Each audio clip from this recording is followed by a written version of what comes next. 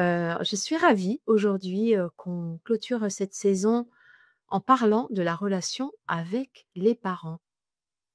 Marjorie, aujourd'hui, se présentera et va nous accompagner pendant une heure à essayer de baliser cette relation, comment elle s'est inscrite dans notre institution et comment elle peut s'inscrire, dans notre quotidien et dans notre partenariat pour accompagner au mieux nos élèves. Avant de rentrer dans le vif du sujet de la relation avec les parents, Marjorie, est-ce que tu voudrais bien nous dire qui tu es? Oui, alors bonjour à tous et merci Nathalie pour ton accueil. Je m'appelle donc Marjorie Camus, je suis, alors à la base, moi je n'étais pas enseignante du tout. Je travaille dans les musées en Belgique, je suis historienne de l'art et le hasard de la vie m'a entraînée dans les classes, d'abord à l'étranger, en Île-de-France ensuite où j'ai fait mon concours, j'ai passé mon concours. J'ai été enseignante quelques années en Île-de-France dans le 93. Et je me suis installée à Nantes où j'ai repris des études de psychologie, et je suis désormais psychologue et j'ai été psycho alors je suis encore psychologue de l'éducation nationale, hein. J'ai travaillé, pendant quelques années sur un secteur rural, au nord de Nantes et je travaille aujourd'hui en tant que psychologue dans un hôpital de jour, que nous avons créé il y a une petite année, qui est, dédié aux jeunes de 6 à 18 ans, qui ont des problèmes d'apprentissage et d'acquisition. Voilà, l'hôpital de jour Galilée. Super, merci Marjorie pour cette présentation. J'aime bien, j'aime bien essayer de faire un rappel historique un peu, de l'histoire de notre institution, parce qu'elle nous permet souvent de comprendre, où on en est et de quoi on part. Et la relation avec les parents est empreinte d'un historique, très fort et très particulier. Et j'avais envie de te poser cette première question sur, la relation aux parents dans l'histoire de notre Ouais. institution, n'a pas toujours été basée sur la coéducation et j'aimerais bien que tu nous fasses un petit rappel de Oui, cette oui. histoire. Alors, je vais, tout de suite, la coéducation, en fait, elle résulte je vais dire, de 2 mouvements, parentaux. On a d'une part des parents qui se sont rebellés, je vais vous expliquer pourquoi, dans les années 80, et on a d'autre part des parents qui ont déserté l'école. Dans les 2 cas, voilà, le rôle de l'enseignant et de l'institution était quand même, heu, très très complexifié par cette relation qui ne se faisait plus, hein, une Mmh. relation, parent-enseignant qui était difficile. Heu, alors pourquoi est-ce qu'on en est arrivé là et qu'on a eu cette nécessité de créer quelque part la coéducation comme un remède? Voilà, j'avais lu un article qui disait, «L'école souffre de son parent». Bon, alors pour rappel, au XVIIIe siècle, Condorcet dit: «L'école doit être accessible à tout le monde», voilà, c'est le citoyen qui, voilà, l'égalité citoyenne, et puis en 1882, la loi Ferry, nous entraîne à une école à une instruction obligatoire, heu et une école qui est forte, qui s'oppose à l'Église et qui s'oppose aussi, aux parents. Le parent, son rôle s'arrête aux portes de l'école et pendant 100 ans, une centaine d'années, les parents ont accepté cela, l'ont subi, voilà, ont craint l'institution scolaire et puis quand même dans les années 70-80, voilà, ils se sont dit que c'était quand même, plus tout à fait leur place de ne pas avoir leur mot à dire. Il faut dire aussi que les familles ont évolué, la place de l'enfant a changé, hein, au cours de ces Mmh. 30-40 dernières années et tout ça a entraîné une place différente pour le parent, une place qu'il voulait prendre et puis aussi des familles qui continuaient à être dans la crainte, voilà, des familles, une paupérisation aussi de certaines familles qui ont, peur de l'école et qui n'osent pas entrer, voilà, qui sont même dans la défiance par rapport à l'école. Donc, beh, les enseignants, là, aujourd'hui, vont avoir quand même, du pain sur la planche pour, voilà, jouer avec cette hétérogénéité des familles, hein. Voilà, il y a pas un modèle de famille. Merci pour ce rappel historique parce que je trouve que c'est important de savoir finalement ce qu'on trimballe dans notre inconscient collectif et notre institution, même si elle a volonté d'aller vers un ailleurs, qui est celui de la coéducation, n'empêche que ce passé-là peut être encore présent dans certains discours et voilà, je trouve toujours très intéressant d'en prendre conscience pour, bah, le laisser à sa place, hein. Il y a pas de Mmh. culpabilisation, il y a pas de jugement à avoir. N'empêche que c'est l'histoire de notre institution. Donc comment on fait pour passer de ce passé où la République savait pour ses citoyens, voulait, pallier à l'obscurantisme, hein, on retrouve ce terme-là quand même, hein, Oui. dans certains textes, donc c'est quand même très, très fort. La République qui sait pour ses citoyens a une république qui se donne comme partenaire les parents. Voilà, donc c'est ce qu'on va essayer de baliser pendant 1 heure. Heu, on va parler de la relation et je veux bien qu'on essaye je dirais de définir ce terme. La relation de façon générale, hein, c'est un ensemble d'interactions à baliser. À ton avis, sur quel principe elle repose? Et là, on parle pas de la relation, forcément qu'avec les parents, alors on va faire le lien, mais la relation de façon générale a besoin, d'être balisée. Alors on la balise comment, la relation? Alors déjà, je vais revenir juste par une petite phrase sur, qu'est-ce qu'une relation? Une relation, c'est une Mmh, suite d'interactions entre personnes au cours du temps, hein. On n'a pas une relation quand on croise une personne une fois dans la rue. Donc, là, je dirais aux mmh, enseignants, la relation, elle va durer 10 mois. Elle va durer de septembre à juin, et puis même au-delà pour les enseignants qui vont avoir les fratries et cetera. Heu, qui dit relation dit dialogue. Donc on est 2 à avoir droit au chapitre. Il y a, la les parents et la maison et l'école avec l'enseignant. On a 2 lieux d'éducation qui vont devoir se retrouver. Donc il va falloir faire avec les parents. Il y a pas le choix. Donc s'il y a des craintes et j'entends bien, j'ai connu ça, on peut avoir des craintes à la rentrée, se dire: «Bon, bah, je vais pas trop rester à la grille de l'école» et cetera. Il va falloir construire quelque chose avec les parents et ça va être à l'enseignant souvent d'initier cette première rencontre, le premier contact. Donc je dirais déjà attention aux préjugés. Le parent n'est pas là pour, il n'est pas là pour être, vindicatif à l'égard de l'enseignant. Il peut être vindicatif par rapport à l'école parce qu'il a eu un passé scolaire douloureux, parce qu'il a une expérience mmh. scolaire douloureuse, mais c'est pas le cas. Enfin, le pire n'arrive jamais, donc ou très rarement en tout cas. Je dirais le premier principe, c'est vraiment de ne pas avoir de préjugés, d'arriver vraiment avec, une page blanche à écrire avec le parent. La deuxi Pardon, tu voulais Non, parler? non, mais oui, oui, ce que je trouve intéressant dans ta définition et dans ta proposition, tu parles du fait qu'il y a 2 lieux d'éducation et ça, je trouve que c'est finalement primordial à avoir en Oui, tête, 2 lieux d'éducation et nous, on est responsables, de notre partie. tout à fait, tout à fait. Alors il y a des interactions, il y a des choses avec lesquelles voilà, en tant qu'enseignant, on n'est pas d'accord forcément avec la façon dont le parent fait chez lui, mais voilà, quand les critères de bienveillance, d'amour et de respect des besoins fondamentaux de l'enfant sont respectés. Mmh. On doit s'en tenir, voilà. Alors on peut évidemment construire, cette relation, elle se construit donc il faut accepter, je dirais que c'est un autre principe là, que cette relation ne va pas de soi, qu'il faut tisser. C'est vraiment, comme les 2 aiguilles, d'un tricot qui vont s'accorder pour faire quelque chose. Bien entendu, il y a des variabilités, tous les enseignants ne sont pas logés à la même enseigne, selon qu'on est dans une REP, REP+, selon qu'on est en ville, dans des quartiers favorisés, heu, selon qu'on est dans des milieux, ruraux moins favorisés. Tout ça va aussi faire que, eh bien, il va falloir que les enseignants qui arrivent, voilà, dans une nouvelle école, se renseignent sur, quelque part, la population qui se trouve là, hein, de comprendre un peu les difficultés de ces familles, les points forts qu'elles peuvent avoir, qu'elles peuvent apporter. Donc tout ça fait partie de la relation enseignant qui va se construire. Hem, je me perds un peu les écrits. Hem Être en relation avec les parents, c'est pas forcément parler que de la difficulté scolaire et ça peut paraître, important. Quel type de rencontre on propose aux parents? Et pourquoi? Et quand? Et pour construire quoi Mmh finalement? mh. Mmh. Alors, il y a évidemment le grand objectif, là, je m'adresse aux enseignants, la mission qu'ils vont avoir là dans les semaines à venir, c'est leur, réunion de rentrée. Pour ça, je les renverrai plutôt à notre ouvrage, l'ouvrage, «J'ai rendez-vous avec les parents», où il y a vraiment tout un protocole, voilà, qui est très clair et très facilement adaptable.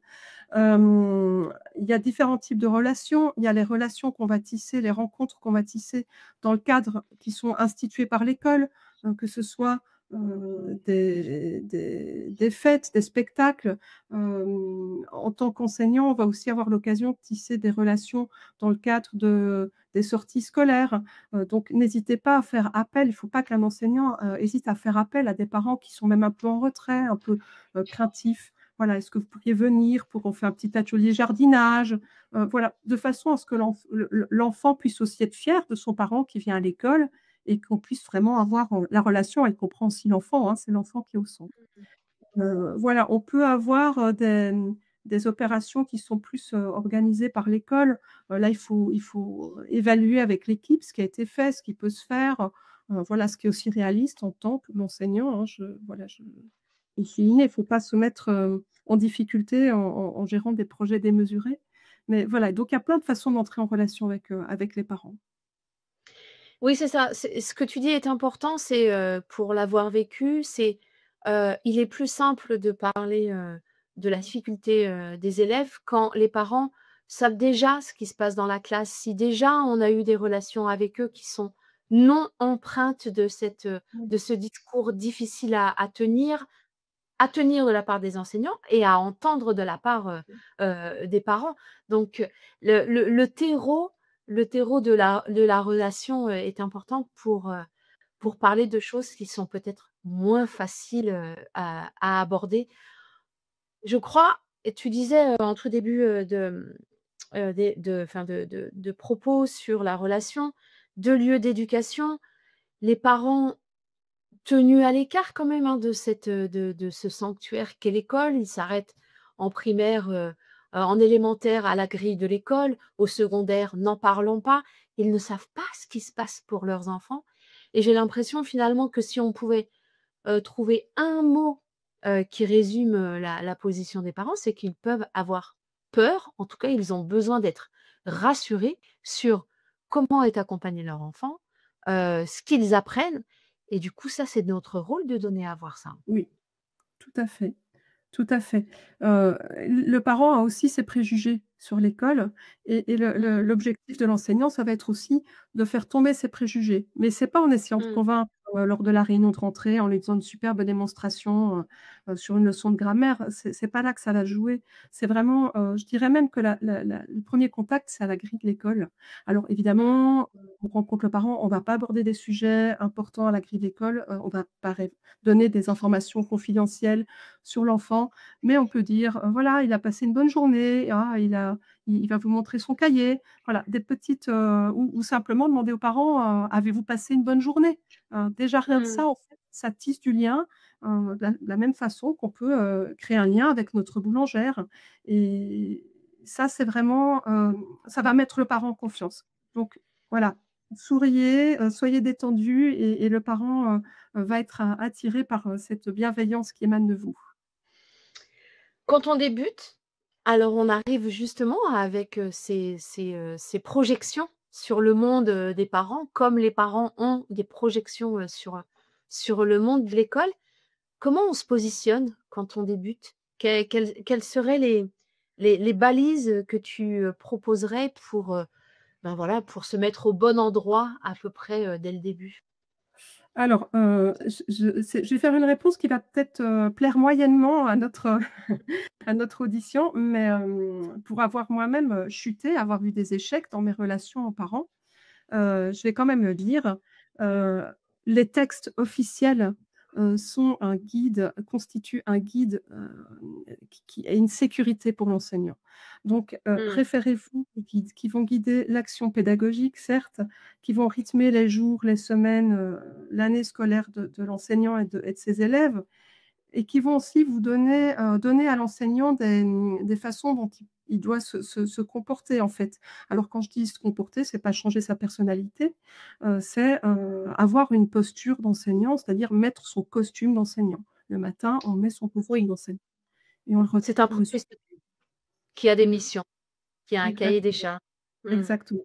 Donc ça, c'est vraiment, essentiel et puis après, il y a le savoir-être, donc soyez vous-même, il faut être soi-même, ça ne sert à rien, voilà, je a tout le parent va accepter vos particularités, il est pas jugeant là-dessus, voilà, il faut être ouvert, calme, sourire et voilà, être dans l'accueil finalement en se disant: «On écrit un truc ensemble» et puis la relation, elle va se construire comme ça, petit à petit. On est d'accord que ça ne se passe pas forcément, de cette manière-là. Alors les médias, la réalité, nous, reviennent en écho, pour certains avec, des situations, d'agression, des situations Ouais. agressives. Comment on se prémunit de ça? On ne va pas dire que ça n'existe pas, mais comment on fait pour, alors, essayer que ça ne s'installe pas, que ça ne se fasse pas, présente? Comment on agit? Oui, alors oui, tout à fait.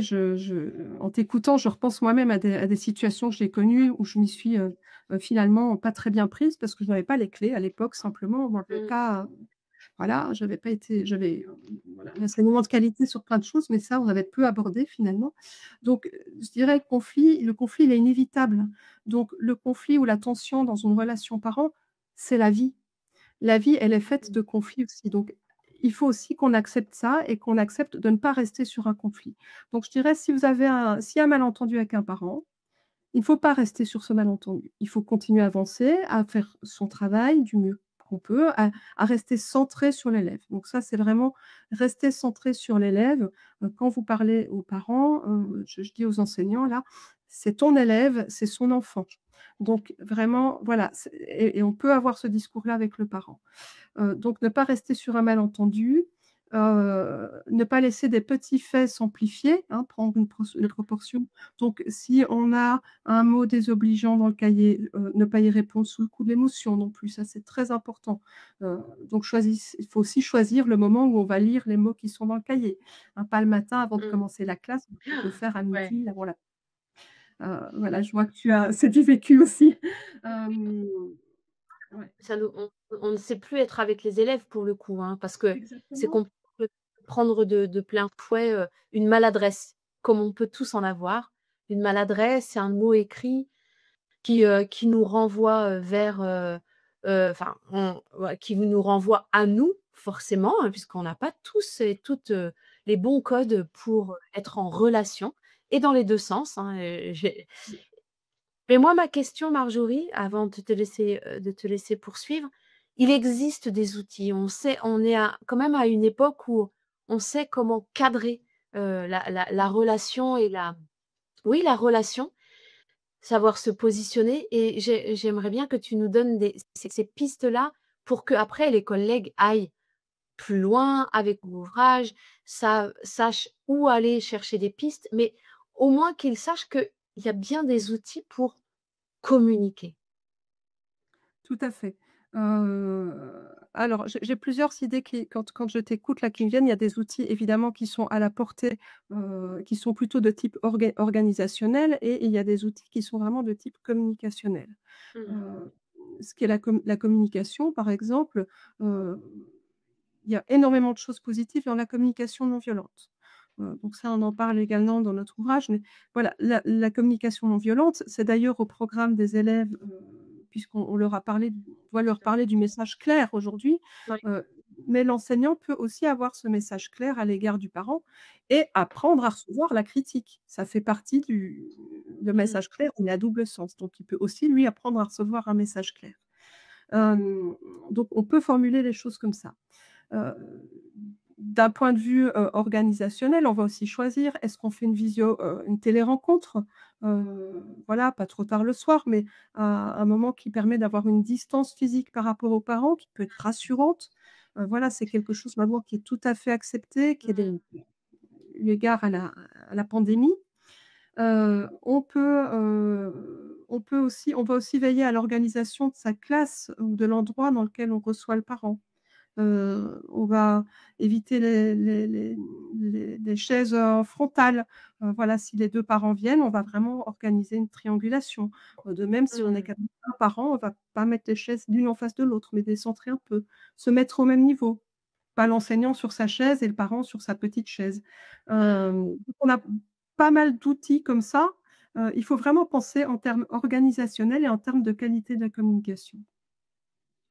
Ce que j'entends de ce que tu proposes, je le résumerai ainsi: on accueille. Alors, j'ai pas dit qu'on accueillait, tout et tout sur toutes les formes, hein, une agression reste une agression. Mmh. En tout cas, dans la communication, dans 90 des cas, voire 95 des cas, elle peut être sujette à maladresse, mais ça reste une maladresse. Donc Mmh. on accueille, on entend, on replace les responsabilités en se disant: «OK, j'entends ça. Est-ce que moi j'ai quelque chose à voir là-dedans ou est-ce que c'est une maladresse de sa part? Tiens, il y a peut-être un malentendu, mais du coup, moi, je peux parler de la manière dont je l'ai fait, pourquoi je l'ai fait», de me replacer en tant que professionnelle et puis ensuite passer en mode solution finalement. OK, Mmh. il semble qu'on se soit mal compris, que, je vous ai adressé des choses d'une manière que vous ne les avez pas comprises, qui vous a fait peur, qui vous a inquiété, qui a été maladroite. Désolée, est-ce qu'on peut passer en mode solution et trouver une autre manière de faire? J'ai l'impression que quand on il faut vraiment se récupérer sa responsabilité, professionnelle et Mmh. son assise professionnelle. Mmh. Tout à fait, l'enseignant doit se répéter et comme un mantra, hein, c'est vraiment un Mmh. exercice, mental, mais c'est: «Je suis à ma place, Ouais. je suis là pour mes élèves», de remettre l'élève au centre. L'élève, on est là pour trouver des solutions pour lui. Donc le Mmh. parent, quand on lui dit ça, hein, de la même manière quand on a, voilà, on définit un objectif avec le parent, autour de l'élève, pour l'élève, déjà le parent va, voilà, tomber en pression. Une fois qu'il aura pu alors tu soulignais il faut écouter. Alors on écoute en effet le parent, on le laisse s'exprimer. Si c'est lui qui demande un Mmh. rendez-vous, qu'attendez-vous de cet entretien? Voilà, on lui demande en d'entrée de jeu, et très souvent, en fait, une fois la colère: «Oui, mais là, vous avez mis mon fils à une place» et cetera. Ça va retomber, c'est: «Qu'attendez-vous?» «Bah, je sens qu'il est en difficulté, il a pas copié sa leçon» et en Mmh. fait, on voit là qu'il y a une vraie demande derrière cette fausse demande qui est parfois Mmh. maladroite, agressive, anxieuse, et c'est vraiment l'enseignant par sa posture, comme tu le disais, par sa légitimité à être là, sa place, heu, voilà, je ne dis pas que c'est facile, mais c'est central, et que, cette capacité qu'il va avoir à dire aux parents: «Nous sommes là tous les 2 pour l'enfant, on travaille main dans la Mmh. main». Hein, je voyais dans la mé les commentaires là, quelqu'un souligne, la relation entre professeur et enseignant et parents est essentielle, pour l'apprentissage. Oui, un enfant qui est Mmh. tiraillé entre une enseignante ou un enseignant qui a peur de son parent, un parent qui dit: «Ah Mmh. l'école ceci, cela», il est en conflit de loyauté, c'est très difficile pour lui d'investir Mmh. les apprentissages. Mmh. Graziella nous le dit bien dans ses commentaires, les choses s'installent progressivement. On va pas pouvoir, tout cadrer, dès le départ parce qu'il y a une inconnue qui est l'autre. On peut les cadrer de notre côté et je veux bien qu'on revienne sur cette histoire de légitimité, notamment pour, les jeunes collègues qui justement, ben, de par, leur jeune âge, de par, leur inexpérimentation encore, puisqu'elle est en construction. Comment on construit sa légitimité par rapport aux parents? Puisque c'est ça Alors notre assise. oui, alors j'ai deux anecdotes qui me viennent à l'esprit et qui illustrent bien la manière dont on va construire sa légitimité. J'ai une anecdote concernant, c'est Sarah Bernard, donc une comédienne, hein, du siècle dernier, à qui une jeune actrice, une jeune comédienne disait, «Oh moi le trac, je ne connais pas, ça n'existe pas, je ne connais pas ça» et Sarah Bernard lui a répondu: «Ne vous en faites pas, ça viendra avec le talent». Donc Mmh. on a toujours une appréhension, c'est naturel. Donc ça, c'est déjà une 1re chose et la deuxième chose, c'est un inspecteur qui, lors de voilà, de mon ma validation d'année de professeur, stagiaire, m'a dit: «Je vous donne le permis de conduire, maintenant vous pouvez apprendre à conduire». Ah oui, OK. Conciliant, c'est un métier qui de compagnonnage quasiment, donc alors ça, c'est aussi quelque chose qui est très peu abordé. Il faut pas rester seul dans sa classe. Il faut aller voir le Mmh. collègue d'à côté. Il faut aller voir la collègue expérimentée, le collègue qui a une idée géniale. «Tiens, comment tu fais ça? Qu'est-ce que ça apporte?» C'est un métier où on va apprendre toute sa vie. Vous êtes l'enseignant qui est là, il est légitime. Il a été reconnu apte par l'éducation nationale à être là. Il a eu une formation qui est ce qu'elle est. Elles sont très variables, on le sait bien. Mais en tout cas, il y a une légitimité et il y a l'envie de bien faire. Donc Mmh. s'il y a l'envie de bien faire, l'enseignant est à sa place. Certes, il va peut-être faire des erreurs. Nous faisons tous des erreurs. Mais c'est un métier où on apprend tout au long de la vie. Donc, Mmh. voilà, c'est impossible de dire on a tout le savoir. Donc la légitimité, elle ne repose pas sur tout le savoir emmagasiné, sur toute la pédagogie, mais à partir du moment où l'enseignant est à sa place, connaît, ses textes officiels de base, ou sait où trouver l'information, il y a pas de souci, il a le droit d'être là, il est à sa place et il est respectable. Oui, c'est ça et je trouve intéressant ça, ce que tu proposes. Si on est devant une classe, c'est qu'on a eu, la validation, Mmh, soit par nos études, soit par un contrat de contractuel au dernier moment. mmh, Ça va être l'actualité de beaucoup, de collègues, qui arrivent, en ce début d'année 2022. Mais c'est OK, en fait, ça, c'est la validation et effectivement, on ne peut pas prétendre dès les premières heures dire aux parents: «Je sais tout, je sais mener ma classe, je sais préparer ma classe. Par contre, je peux vous rassurer sur le fait que je sais où chercher l'information. J'ai des contacts avec mes collègues qui vont sur lesquels je vais pouvoir m'appuyer pour, heu, hem, tirer bénéfice de leur expérience. J'ai la capacité de» et voilà le cadre de mes missions. Se replacer encore en professionnel, en mmh. construction, certes, mais en professionnel puisque j'ai eu la validation. Je suis pas arrivée, par la petite porte, sans que personne ne sache, que j'étais là. Mmh. Tout à fait, tout à fait.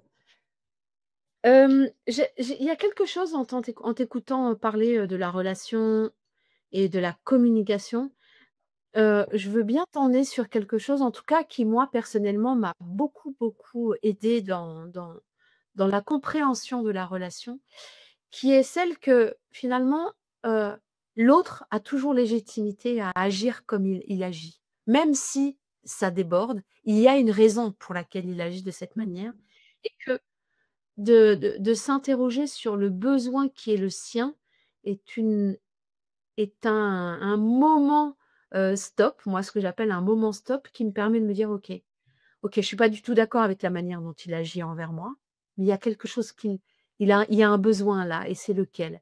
Donc je veux bien que tu parles si tu veux bien parce que c'est un peu impromptu, des besoins. On en parle beaucoup dans tout ce qui est psychologie positive, mais je trouve que c'est, partir de ce postulat-là, heu, je trouve que ça ouvre des possibles sur la relation. oui, alors, même plus largement enfin voilà, c'est plus largement en fait, c'est, se mettre à la place du parent. Ça rejoint un petit peu, quelque chose que j'avais, qui est abordé aussi dans l'ouvrage. C'est, lorsqu'on voilà, on est en difficulté face à un parent, hem, il faut garder ça rejoint aussi ce que nous disions avant. Il faut garder sa légitimité, il faut Mmh, conserver cette légitimité. Donc on peut recourir à la au directeur, par exemple, si on se sent en difficulté dans une mmh, relation. On peut faire intervenir un médiateur, mais quelque part, le parent qui est en face de nous va se dire: «Cet enseignant n'a pas confiance en moi. Cet enseignant n'a pas confiance en lui». C'est il on veut me piéger.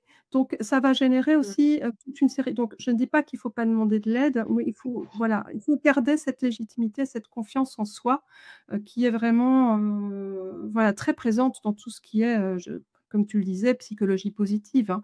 La confiance en soi qui passe par l'affirmation de soi. L'affirmation de soi, c'est les actions qu'on va mener au quotidien qui vont nous donner un sentiment de compétence, qui va faire qu'on mmh. se sent estimable, estimé. Donc ça c'est je parle là vraiment du point de vue de l'enseignant, mais je pense que toi, c'était par rapport aux parents que tu voulais une Oui, c'est réponse? ça. Oui. Mais, je pense que, c'est forcément dans les 2 sens. Là, je parlais de la responsabilité, Mmh, d'accueillir ce qu'il y a derrière les actes. mmh, Alors encore une fois, hein, je ne voudrais pas que mes propos, soient transformés. Il y a des actes, il y a des manières de faire qui ne sont pas entendables et qui sont inacceptables. Mais faire la différence entre les actes et la manière de formuler les choses et la nécessité, la responsabilité que nous avons en tant que professionnels d'aller identifier le besoin qui est derrière et aussi, de l'autre côté, de positionner le besoin qui est le nôtre en tant que professionnel. Mmh. J'ai Ouais. besoin que, heu mon élève, votre enfant dort assez pour qu'il puisse apprendre correctement. C'est ça mon besoin. C'est au bénéfice de l'apprentissage. Ce n'est pas une ingérence dans votre manière de gérer Mmh l'éducation de mh. votre enfant. Mmh mh. Ouais, tout à fait et c'est aussi de pouvoir entendre, alors quand on reçoit une critique d'un parent ou qu'un parent a un grief contre nous, on peut être ébranlé, on peut enfin et nous sommes émotions, hein, voilà, nous ne sommes pas que raison. Donc c'est Mmh. de pouvoir dire aussi quand on est sous tension ou malmené, blessé par un propos, de dire aux parents: «Écoutez là, je vous apportez quelque chose d'important. Mais j'ai besoin d'y réfléchir avant de vous répondre. Je vous propose qu'on se Mmh. revoie la semaine prochaine ou dans 3 Mmh. jours ou, voilà, un Mmh. temps qui vous paraît, de façon à ce que, vous puissiez aussi analyser qu'on puisse analyser cette situation et de se dire: Mmh. «Mais quel est le problème du parent?» Il a très rarement un problème personnel avec l'enseignant, c'est très souvent son regard sur l'école et son histoire scolaire. Bien entendu, tu l'as Mmh. souligné, tout n'est pas permis. L'enseignant Non. est une personne respectable et à respecter. Voilà, en tant qu'humain, en tant que professionnel, donc l'enseignant peut aussi dire: «Là, la manière dont on communique, ça me va pas, ça ne me va pas. J'ai besoin d'être respecté. Je vous propose que désormais, voilà, on communique autrement, on reste centré sur l'enfant, on reste centré sur votre fille, on reste centré sur les besoins de Louane». Voilà et de remettre comme ça un peu, les points sur les i parce que l'enseignant a vraiment, le enfin, quelque part, le devoir aussi d'asseoir cette légitimité, d'asseoir cette, notion d'estimabilité, pour pouvoir continuer à travailler sereinement et ne pas laisser la porte ouverte justement, voilà, une relation difficile. Est-ce que dans cette, communication, il y aurait, une liste ou, vraiment des choses à ne pas faire sous risque d'installer, quelque chose qui serait de l'ordre du rapport de force? Parce que, heu, de par notre fonction, de par la projection que les parents peuvent avoir, sur nous, forcément, c'est une relation qui est déséquilibrée, hein, il faut la i elle est elle est pas équivalente, voilà. Tu parlais du passé scolaire, de certains parents, tu parlais on peut aussi parler à l'inverse, de positions sociales, qui sont différentes. La les j'ai souvenir moi de quelques parents et je dis bien quelques parents, de milieux, plutôt aisés, qui, heu, non pas me regarder avec mépris, mais qui ont une position sociale qui fait que la projection qu'ils ont, sur, l'enseignant n'est pas forcément des plus Mmh. positives. Donc comment voilà, est-ce qu'il y aurait des choses à ne pas faire? Parce que le reste, il faut l'explorer, des choses à vraiment à ne pas faire pour, essayer d'installer une relation, qui Mmh. ne parte pas sur des mauvaises bases? Oui, alors je vais répondre selon 2 axes. Le premier, c'est à nouveau, le cadre, hein, le cadre d'une rencontre, dans la manière dont la relation va se construire. Heu, donc il y a le choix de la classe ou d'un endroit neutre, en tout cas pour accueillir le parent. Il y a l'impératif de ne pas déborder. Un entretien qui dure 2 heures le soir, ce n'est pas Ouais. possible. On n'est Mmh. plus en situation d'écoute active et Mmh mh. voilà, l'enseignant n'est pas un psychologue qui doit accueillir toutes les misères, familiales. C'est voilà, son rôle n'est Mmh. pas là et il va s'épuiser s'il fait ça. Donc on choisit un temps délimité. Le matin, si on rentre en classe à 8h30, on propose aux parents on propose des dates et on propose des horaires. Mmh. Est-ce que, une rencontre à 8h ou 8h10, vous conviendrait? Heu, on se met en position d'écoute active, hein, donc on reformule ce que le parent a dit. Vous me dites que vous n'êtes pas content car, j'entends votre mécontentement car, Tom n'a pas eu le temps de copier sa leçon. Est-ce que c'est bien cela que vous me dites? Donc on reformule. Mmh. Heu ça permet aussi de ne pas partir soi-même sur une idée, une pensée automatique.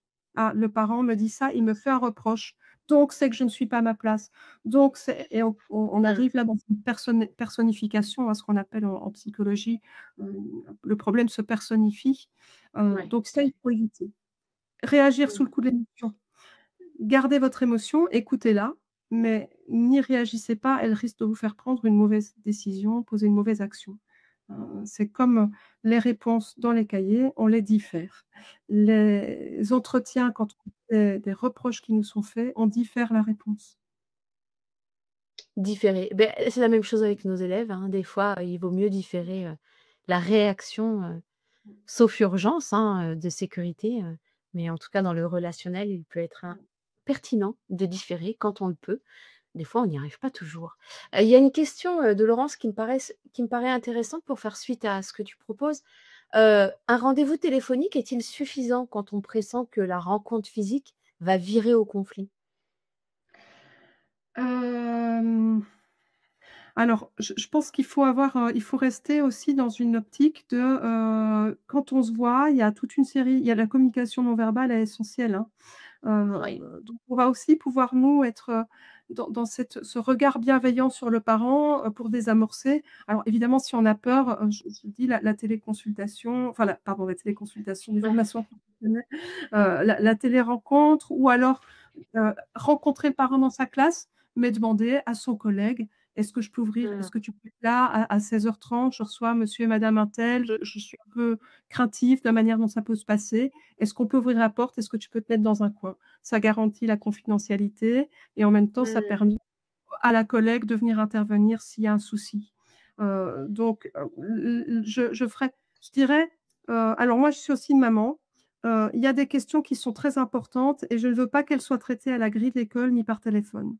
Oui. Mon Mmh. enfant, c'est important, donc si on doit m'annoncer qu'il est Mmh. en difficulté scolaire, si on doit m'annoncer qu'il a des problèmes relationnels, des problèmes de comportement, je ne veux pas qu'on me l'annonce au téléphone, je ne veux pas qu'on m'en parle entre 2 portes. Je veux qu'on prenne le temps, je veux me sentir écoutée en tant que parent, en tant que maman. Donc Mmh. la mise à distance, oui, mais il faut quand même du visuel parce que sinon on perd énormément de choses au niveau de la communication non verbale, des indices qui vont permettre à l'enseignant de savoir un petit peu comment se comporte le parent, hein. Est-ce qu'il soupire? Oui. Est-ce qu'il est désespéré? Est-ce qu'il a des larmes aux Mmh. yeux? Donc tout ça, Mmh. c'est important d'en tenir compte également. Merci Marjorie pour, cette réponse. Est-ce qu'on peut parler de comment on parle de la difficulté scolaire, justement? Je puisque c'est alors on il est intéressant, on le répète, d'installer des relations qui ne soient pas basées que sur la communication sur les difficultés scolaires. Installer une relation en dehors de ces entretiens un peu lourds, est important et je dirais construire un climat de confiance qui permet d'aborder plus en sécurité, les difficultés scolaires, de nos élèves. Voilà, parler de la difficulté scolaire de nos élèves, comment on fait? Oui, alors, j'ai pour l'avoir vu, de nombreuses fois en équipe éducative ou avoir moi-même expérimenté cette, voilà, expérience qui est pas nécessairement, confortable. Alors déjà, je vais dire qu'il y a une différence quand on est en cycle 1, cycle 2 ou cycle 3. Mmh. Cycle Mmh. 1, on est souvent le fantassin, hein. On arrive, on est le premier à dire aux parents qu'il y a un truc qui va mal. Donc en général, on n'est Mmh. pas entendu, hein, parce que Mmh. le parent, il a un enfant qui est parfait et il n'a pas envie d'entendre ça, il est dans le déni. Donc la manière dont on va l'amener, c'est d'abord, on va, valoriser. Donc alors déjà, on va définir l'objectif. Voilà, je tenais à vous rencontrer monsieur, madame, car, Maëlle a des difficultés pour écrire. Je voudrais qu'on voit un petit peu comment ce qu'on peut faire, autour de cette question. On va valoriser l'enfant. Donc Mmh. premièrement, on donne un objectif à l'entretien. Deuxièmement, on valorise l'enfant. Il y a toujours quelque chose à dire. Maël est persévérant, il veut écrire même quand, je lui propose d'alléger.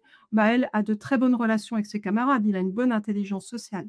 Donc on peut faire un portrait comme ça global de l'enfant avant, d'aborder, le problème en tant que tel. On va aussi remettre les enjeux généraux. Écrire, c'est important. Il y a beaucoup de parents qui peuvent croire qu'aujourd'hui l'informatique, voilà, va faire disparaître l'écriture. On garde, on écrit pour garder une trace, pour se souvenir. Avec le CM1, vous allez voir la quantité d'écrits augmente, CM2, 6e et cetera. Donc là, on reprend la problématique de l'enfant. Dit voilà, il y a vraiment une lenteur, malgré les APC. On montre aussi qu'on a essayé des choses avant.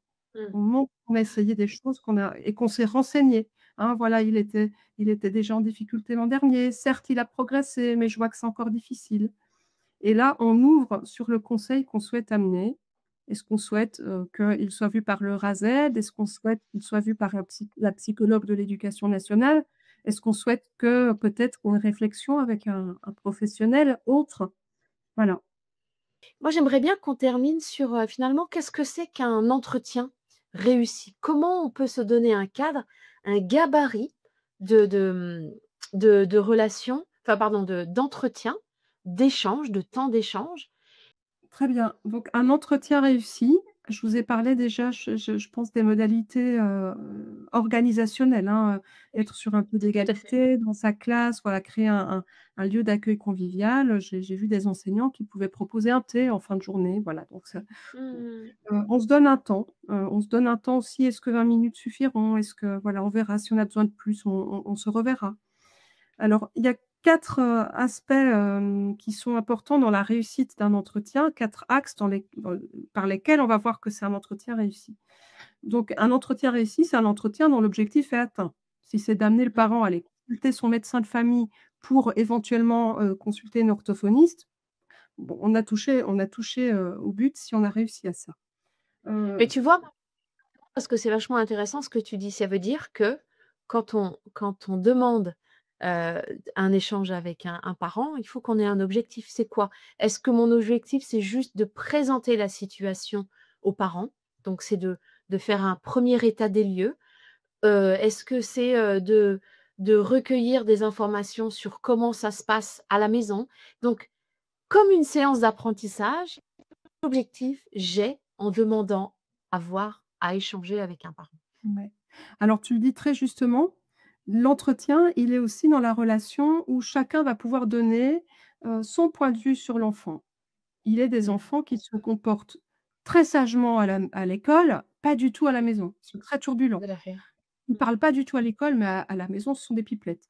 Mmh Donc mh. on va aussi dire aux parents, dans cette optique de coéducation: «J'ai besoin de votre regard et je vais vous apporter le mien pour qu'ensemble nous Mmh. mettions» il faut utiliser des images. On va faire le puzzle là un petit peu pour comprendre la situation, si vous le voulez bien. Donc est-ce que je pourrais avoir votre, regard sur votre enfant, sur, est-ce qu'il est stressé quand il rentre, qu'il arrive le matin? Est-ce que voilà, donc recueillir toute une série d'informations. C'est aussi ça, hein, l'entretien. C'est pas juste passer de l'information, c'est aussi Mmh. donc ça, c'est essentiel. On a aussi, du point de vue émotionnel, c'est un entretien où on n'a pas réussi où on a réussi, pardon, à garder raison et à ne pas se laisser envahir par nos émotions. Donc ça veut Mmh. dire mettre toutes les émotions sous le tapis, mais en tout cas, il faut voilà, si à un moment on a de l'agacement parce Mmh. qu'un parent dit: «Bah non, moi je vois pas de difficulté, je comprends pas votre point, ouais, il va très bien», bon, faut pas s'emporter là et puis, réussir à garder, une distance par rapport à ça. Du point de vue de la posture, un entretien réussi, c'est un entretien, heu, dont on sent qu'on n'a pas, échoué par sa posture. On n'a pas dit des choses qui ont dépassé notre pensée. On n'a pas, Mmh. donné un avis très personnel. «Ah ben moi si j'étais, sa mère, je peux vous dire que je serais beaucoup plus sévère avec lui». Vous voyez, ce sorte de choses. Donc ça, c'est vraiment de garder là je renvoie aux 10 compétences du PE, hein. Et Mmh. puis surtout, un entretien réussi, c'est aussi du point de vue du parent. C'est un entretien dans lequel il s'est senti écouté, dans lequel il s'est senti compris et respecté. Hein, donc ça, l'active là, elle peut vraiment être aidante, donc il y a plusieurs axes, pour avoir un entretien réussi. Très bien. Je veux bien revenir sur une chose, le point de départ, hein, c'est l'objectif que l'on se fixe en tant que professionnel et en début d'entretien, partager cet objectif et se dire: «Est-ce qu'on est OK avec ça?» Et du coup, ça nous donne un peu une colonne vertébrale et de nous dire quand les choses vont ailleurs, pouvoir dire: «OK, ça c'est important et visiblement il faut qu'on en discute. On s'est donné un quart d'heure, mais notre objectif il est là, donc si vous voulez bien, je me le note, on se note et on garde mémoire qu'il faut qu'on travaille, là-dessus sur un temps ultérieur qu'on aura choisi». Comment on garde mémoire de ce qui se passe? Moi, je trouve que c'est important, de garder mémoire de ce qui se dit avec les parents. Oui, alors on peut avoir il y a des enseignants qui avaient ça. Moi, je l'avais pas parce que je procédais pas comme ça. Je mettais des notes dans mon cahier, enfin je mettais des post-it partout dans le cahier journal, ce qui Mmh. était pas plus pratique, mais on peut avoir un carnet d'entretien, hein, où on met les faits. On peut mettre les faits. Voilà, mon inspectrice faisait également une colonne où elle mettait les émotions qu'elle avait ressenties ou les idées que ça avait générées. Donc Ouais. c'était assez intéressant aussi, d'avoir les faits, ce qui s'est dit, et puis, les perspectives que ça ouvre et puis, les ce qu'on ressent au niveau de ses émotions, de ses impressions et cetera. Donc Mmh. on a les faits et le moins factuel, c'est dire. Très bien, je reviens un peu en arrière avec sur ce temps d'échange, hein. On le commence en partageant enfin, en se fixant un objectif, à soi, professionnel. On le partage avec les parents, on déroule l'entretien, on revient sur l'objectif qui est le nôtre. Est-ce qu'il y a une manière de clore cet entretien, cet échange pour, finalement refaire du commun et faire du commun et repartir, en étant assuré que cet entretien est bien réussi pour l'un et pour l'autre? Oui. Il y a l alors, il est important de reformuler en fin d'entretien. Donc: «Nous nous OK. rencontrions aujourd'hui pour voir comment, aider, Mathéo à se faire, voilà, à être plus dans les apprentissages. Heu, on décide ensemble de ceci. Vous, en tant que parent, vous allez, faire en sorte de consacrer 1 heure le samedi matin à ranger son cartable avec lui, voilà. Moi, en tant qu'enseignante, je m'engage à le prendre en APC. Chacun montre aussi sa responsabilité engagée. Mmh. Hein, Mmh. il reformule ça et on dit aux parents: «Est-ce que j'ai bien résumé la situation? Est-ce que cela vous paraît bien? Est-ce que c'est OK pour vous? OK. Est-ce qu'on se Mmh. donne 1 mois, 2 mois pour voir un petit peu ce que ça donne?» Et on peut éventuellement refixer déjà l'idée d'un prochain rendez-vous pour suivre, comme un baromètre finalement, l'évolution des décisions, des plans d'action qu'on a décidé de faire ensemble. Heu, j'aime bien l'idée d'essayer heu, que les parents soient, aussi observateurs de ce qui se passe à la maison et le lien qu'il peut y avoir avec l'école. Je vais dire n'importe quoi, hein, mais on on propose un échange avec les parents, on fait le point avec les parents et on constate que, l'enfant qu'on accompagne, manque d'autonomie parce que, Mmh. il a, il sait quand il y a quelque chose à faire, il sait pas comment démarrer et de poser la question aux parents, de dire: «Mais comment ça se passe à la maison, le matin? C'est lui qui choisit ou elle qui choisit ses habits?» Et là, on s'aperçoit que finalement, à la maison, il n'y a encore rien d'installé qui favorise cette autonomie. On peut parler des fonctions exécutives, hein, ce grand chef d'orchestre et Ouais. on dit aux parents: «Ah mais ouais, bon bah d'accord, ben, alors qu'est-ce qu'on peut faire les uns et les autres pour aller dans le même sens? Est-ce que vous êtes OK que c'est important pour lui ou pour elle il soit capable de est-ce que vous voulez bien à la maison essayer de et nous moi à l'école, j'essaye de». Tout à fait, oui, oui, tout à fait. C'est vraiment le principe de la coéducation, tel qu'on doit l'envisager aujourd'hui, on a besoin de travailler main dans la main. Je crois qu'on a fait le tour de là où on voulait aller. Est-ce que Marjorie, tu as l'impression qu'il y a des choses qu'on a laissées, sous le tapis et qu'on n'a pas abordées par rapport à notre Oui, je dirais plein, ah! plein, il y a plein de choses, c'est un sujet passionnant et riche. Il y a des très belles relations aussi avec les parents, hein. Je reçois de temps en temps Mmh. des messages de parents, d'élèves que j'ai eus. Voilà, j'ai dernièrement, un élève, de Seine-Saint-Denis qui rentre dans une école d'art. Sa maman m'a envoyé un message, je l'ai eu en CE2, donc c'est Ouais, chouette ouais. aussi. Voilà, j'ai des parents qui m'ont, ce ramadan, offert des paquets de crêpes, donc il y a de très belles relations aussi, qui peuvent se Mmh. tisser, des relations de confiance, d'estime. Donc le pire n'arrive voilà, le pire du pire, c'est Non, d'attendre le pire, comme dit le dicton. ouais. Oui, oui, tout à fait et on est dans un métier où on s'en pose à peu près, 10 000 par jour. Voilà. Merci Marjorie, merci à Adrien qui était dans le chat et à tout bientôt.